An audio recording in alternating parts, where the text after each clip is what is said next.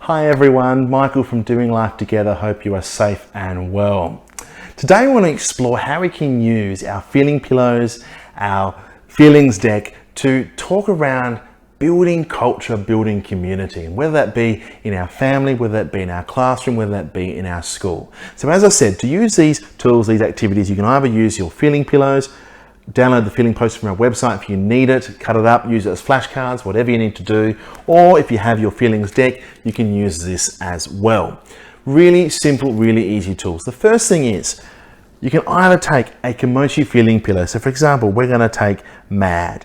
And in Kimochis, we have what's called kotawazas, little wisdom statements that sum up the core teaching of each feeling. So for MAD, we say, it's okay to be mad, but it's not okay to be mean.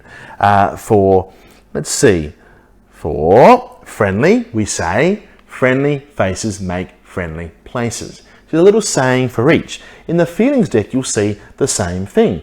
So have a look at sensitive. On the front, there's a saying, be aware of all the things going on for yourself and others can help, but can also be a little bit too much. Or it might be frustrated. When things don't go our way or get a little too tricky, sometimes we need to breathe and rest. Whichever resource you're using, share this little statement with your class, with a small group, with your family, and dive a little bit deeper. What does this mean for us? How does this play out in our house? How does this feeling play out in our classroom? What are some tools we can practice to make sure that we can make this feeling bigger or smaller? Use it as a conversation starter, those little sayings or the kotawazas in the Kimochis resource. Little bits of wisdom, little ways that we can just start a conversation.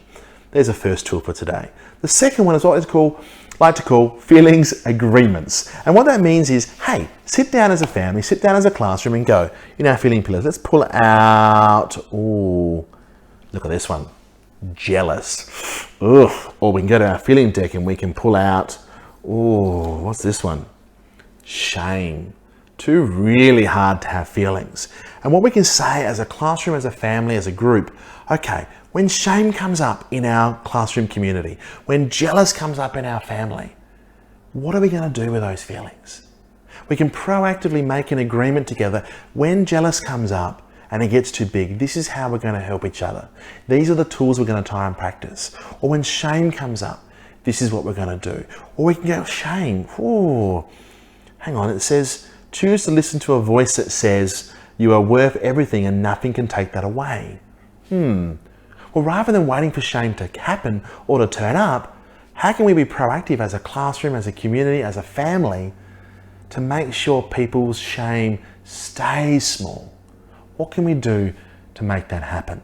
So feelings agreements, being proactive in that space can be really, really helpful. One last one is the idea of using proactive tools. So for example, if we go into our feelings deck over here, when it comes to hurt, there's a tool on the back where it says tools to make it smaller, practice breathing and mindfulness tools. They can be tools for the moment, but they can also be tools we use each day to be proactive. So how can we do that as a classroom, as a family, as a small group? We can dive into our feeling pillows and pick out a feeling as well, like, what's this one? Grateful. Well, how can we be proactive about making our grateful bigger? We can look at gratitude walls. We can have a gratitude jar. There's a whole range of things we can do to make our grateful bigger.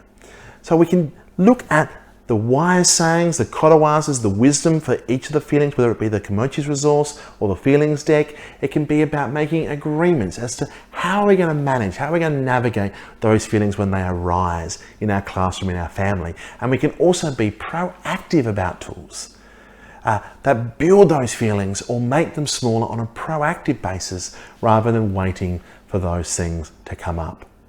We hope those tools have been helpful. Go, play, have fun, have an awesome day, and we look forward to seeing you again real soon.